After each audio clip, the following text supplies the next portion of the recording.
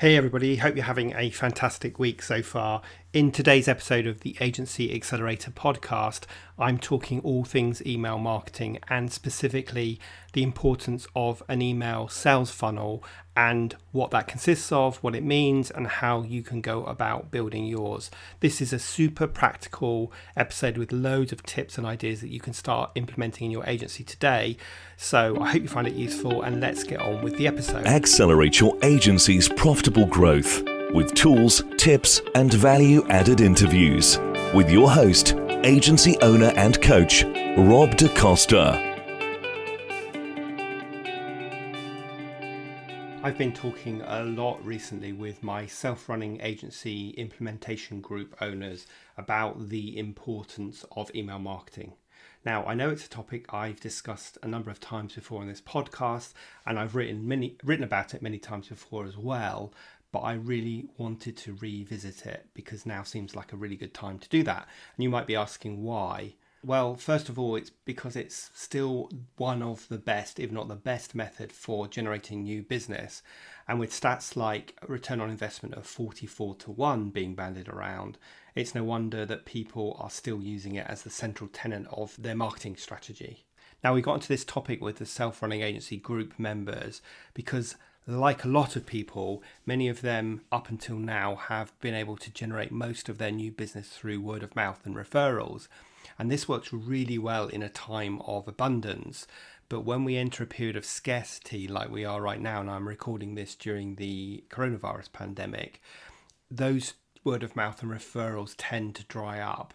So suddenly we need to do something different, and looking back to some of the core marketing activities that are robust, sound and work, even if they're not the most sexy things, such as email marketing, are things that people should be looking at, which is why I wanted to revisit this topic today. Now, email marketing might have been around for a long time, but it's still very much alive and kicking. And although a lot of people communicate via other types of channels such as apps and social media, it's still worth noting that email marketing is still the top form of business communication. And something else to consider that should really veer you to focus on email marketing rather than social media is the fact that in social media, you don't own any of the networks and the groups that you build up.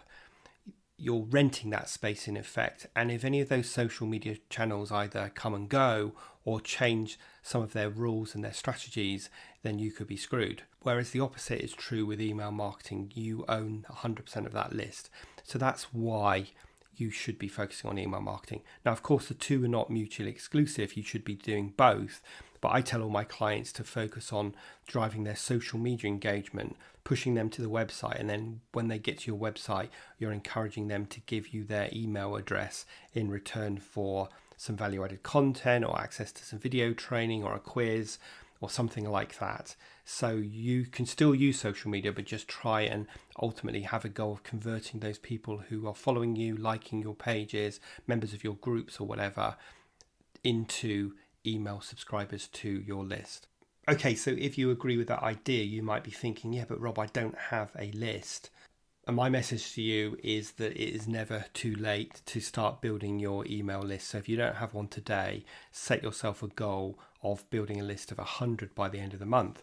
And that shouldn't be too difficult, because if you sit down and you actually go through your little black book or your network of contacts, you'll soon find that you have 100 people who can join your list. And let's consider for a moment some other ways that you can encourage people to join your list. As I said, you might have good social media followers on LinkedIn and Facebook and Instagram and all the rest of it. And what your goal should be is to drive traffic from those channels to your website. And then when they get to your website, you want to be giving them a really clear indication of what you want them to do next. So what you don't want to do is drive traffic to your website and then just have them read something and go, oh, that was interesting, and then just leave, because that is a waste of time and energy and money to drive traffic there for it to only disappear. So what you want to do is when they get to your website, they read something, and then you want to offer them what we call a content upgrade. So as they've read something, you would be saying, if you want to learn more about this topic, download our free ebook on blah, blah, blah. And then, of course, they have to give you their name and email address in return for that. Remember, it's a transaction. I am paying you for this ebook and I'm paying you for this ebook in return for my email address. And they'll know then they will receive some good emails from you. So that's certainly something you can do. So think about almost every page of your website having a way of capturing emails. Now, a couple of things about this. First of all, I don't think people sign up for newsletters. So having a button that says join our newsletter probably isn't going to generate a ton of email signups because they're not really clear what's in it for them when they do that. So I feel like it's better to have very specific content that they can access, and that content should be context specific. So for example, if I was writing a blog on email marketing, then at the end of that blog, I could say, if you want to learn my top tips on how to write a great email, or if you want to get my 5 introductory emails, then put your name and email address into this box and I'll send it right over. So the content upgrade should be context specific to the topic you're writing about. And the types of things you could offer would be ebooks, would be cheat sheets, they could be free video lessons, they could be product reviews, they could be quizzes, and a whole bunch of other things. So you just want to be a bit creative here and have a plan.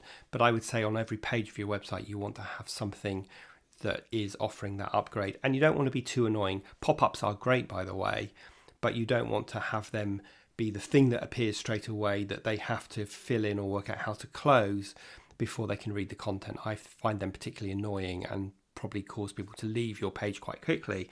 So have them appear, if you are using a pop-up, have it appear after like a minute of someone being on the page, or if they scrolled 75% down the page, then you can add the pop-up at that point. So that's some of the ways that you can grab email addresses from your website, and obviously in your social media channels you can be doing the same thing. So if I'm posting a post on LinkedIn, I might say you can read more about it here, and then that link would take them to a specific landing page where they can fill in their information to grab a copy of that particular ebook. So use social media to generate leads.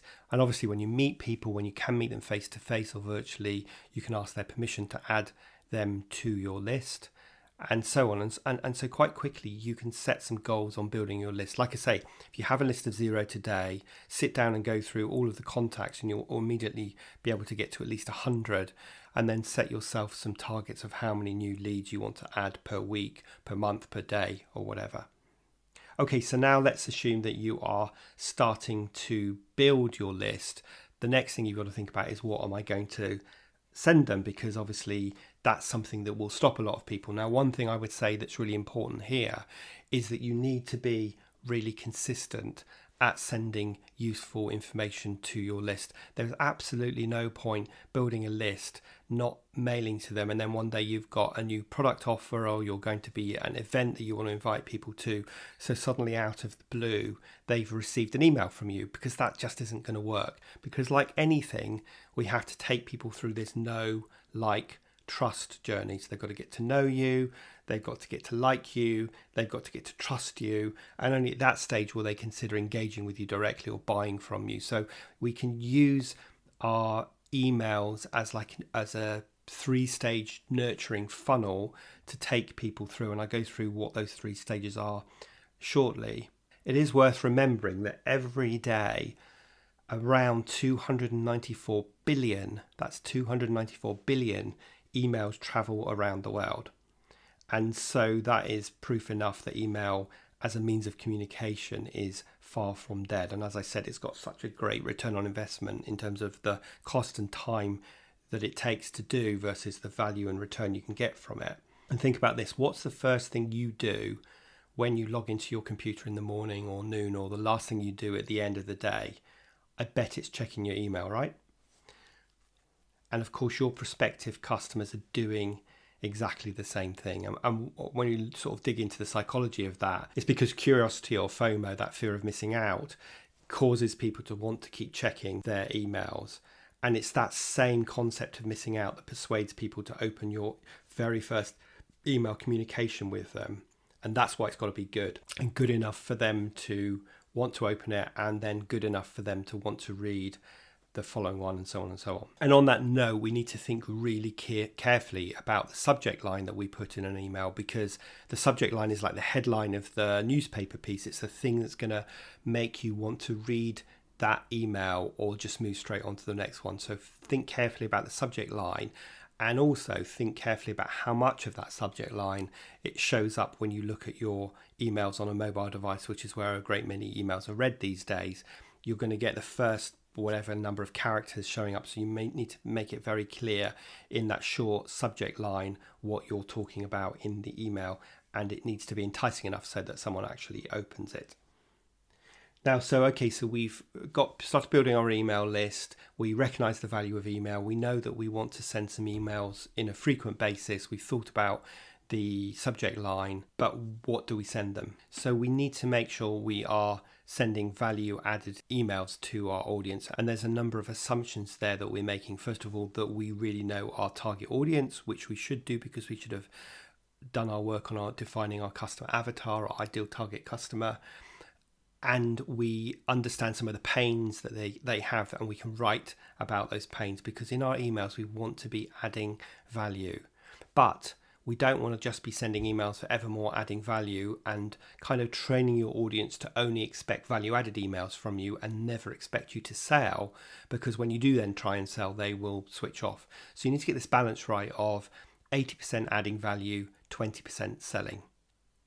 So that means 80% of the time you're adding value, 20% of the time you're selling, or 80% of your email is adding value, 20% is selling, however you want to position that. And I would say that a good ultimate target for you would be to send an email every week to your list. But if that makes you kind of fall off the chair and think, oh my God, that's way too much, or I don't want to receive an email that frequently, or I haven't got anything to say, then well, first of all, if you're sending value-added emails, it won't matter that you're sending them every week. In fact, people will look forward to them, and you need to have a content plan so that every time you sit down to write an email, you know what you're going to write about. And the other thing I think is a good strategy for writing is this concept of write fast, edit slow. So write very quickly. As many of you know, I use voice to text when I write, which really speeds that process up, and then edit it slowly to make sure that you have got it right. In fact, a lot of the time I will write quickly, leave it alone for maybe a day, and then come back to it with a fresh pair of eyes and edit it slowly. So I've mentioned a couple of times this concept of a email sales funnel, and let's just consider why a strategy like that is important, as opposed to just sending a random email or sending one or two emails over a few days and trying to get someone to buy. And the truth of it is that the sales cycle for your sale or for my sale is usually much longer than a few days. In fact, if you do some work and do some analysis on your past customers, you'd probably be surprised at how long the sales cycle is. As you'll know, I did that work myself and found out that the typical sales cycle is 13 months for me, which is kind of staggeringly long. That doesn't mean all of my sales are, but when I look over the last few years, the typical sale is 13 months. And that was quite surprising. And that means that I've got to be nurturing my audience through that know, like, trust journey, so that when they get to the 13th month, I'm still at the front of their minds. And when they're ready to buy, I'm standing there going, hey guys, I'm here, because people will forget you otherwise. So the concept of an email sales funnel is the fact that you are nurturing people through that know, like, trust journey over whatever the sales cycle period is, for me 13 months, so that you're there when they're ready to buy. And that's why short sort of email sequences don't necessarily work. And remember, people are ready to buy when they are ready to buy, not when you want them to buy. And that's one of the fatal mistakes that I see a lot of marketeers make. They kind of have an email sequence of maybe a month, and then they do hard sell at the end of that month, but you may not be ready to buy. You might be in month 11 and not month 13. So you need to make sure you're building an email sales funnel that lasts the length of the sales cycle. Now, email is a really excellent top of the funnel tool for pushing people down the funnel, that's the people getting to know you. And the top of the funnel is where you convince new customers that you're the good guy. It's that warm, fuzzy place where no sales jargon should ever go. It's also the perfect place to engage customers, provide some genuine value, and in return gain exposure to them for your company and get them thinking about your brand. Now, of course, when you're thinking that about the top of the sales funnel and that initial engagement, probably social media is the medium that springs to mind, and that's absolutely fine. But just bear in mind why you would want to be reaching out to a customer on that platform when it's filled with other businesses trying to do exactly the same, and it's one that you don't own. Whereas when you are reaching out on email, it's a much more direct one-to-one communication. And as I say, that's not to say that you shouldn't be using social media to build up your tribe or your audience, but with email you have that one-to-one undivided attention. And if you continue to send them engaging value-added content over time, you'll keep it that way. Now, you want to personalize your emails as much as you possibly can, because otherwise you will end up kind of sending very generic emails to people if you can't segment your list. And I'll give you an example of how I've got this wrong. So I've spent a long time, over quite a few years, building my list up. But when I first started my list, I bought into the tenet of keep it simple, make it easy for people to sign up. So don't ask them too much information, because if I'm asking for name, address, phone number, company name, and some other information, there's a good chance someone's going to get to that ebook and not download it because it's taking them too long. So all I used to ask for was their first name, so I could personalize emails, and their email address so I can send them emails. But the problem is that didn't give me much information about their business. Now, I target agency owners, so I could be fairly sure that most people joining my list are running an agency. But what I couldn't tell is much about them. So, for example, if I was writing some content on how to deal with an underperforming member of staff, for example, what would be the point of sending that to a one-man band freelancer? Now, of course, they might find it interesting, but there's also a good chance that they're going to receive an email like that and go, well, this isn't targeted to me, this is of no interest, so I'll unsubscribe to the list. So now when people sign up to my mailing list, they have to also tell me the size of their agency, and I can now segment my list based on that, so that I can send an email like managing underperformance to only people that have got more than, say, 4 or 5 staff. So you want to be able to segment so that you can send sort of intelligent emails. Now, the supermarket loyalty card has this mastered. By them tracking the groceries associated with each swipe of the card, they can offer their customers only products that they are interested in. And of course, this has a double benefit. First of all, their customers look forward to getting those weekly emails with promised savings on things that they have bought before. And secondly, the customer appreciates the fact that the supermarket is treating them like an individual. So as long as their offers stay relevant, the customer will happily remain subscribed to that kind of email marketing. And this is the kind of personalization that really works. Simply adding someone's name to the first line of your email, like Dear Rob, isn't going to win you any friends. So just consider what information you need when someone signs up, and make sure that you're not asking for too much information. Every piece of information that you're asking them for, you need to consider how you will use it, or how it will help you segment and personalize your emails. So back to the email sales funnel that I've been talking about in this part of the podcast. Each funnel has 3 stages, like the top of the funnel, which is the wide bit, the middle, and then the bottom piece, which is the narrow part. So the top stage is the value stage, and this is where you are welcoming new subscribers into your tribe or into your fold. You can thank them for signing up, for downloading something from you, and then you can offer them something further for free. So what I tend to do is someone downloads an ebook, and then they'll get a series of 3 or 4 emails over the next week, digging deeper into some aspects of the ebook, and maybe even offering them something else for free, like a video lesson that's connected to the ebook. So for example, you could download an ebook that I have on email marketing that will dig into 3 or 4 points in more detail that are in the ebook over the following emails, and it might invite the reader to come to some free training as well. And this stage is all about building trust with your audience. It's about really showing them that you know what you're talking about and providing them with some genuine value. Then the stage to the middle stage, which is the like part of Know Like Trust, is where you start to build authority. And this is where you are educating potential customers and you start to refer to your products and services. So you want to continue to convince them that you know your stuff, and you can do this by adding more value, as I said in the first stage, but you can also do this by sharing case studies so that they can see that you have helped other people like them.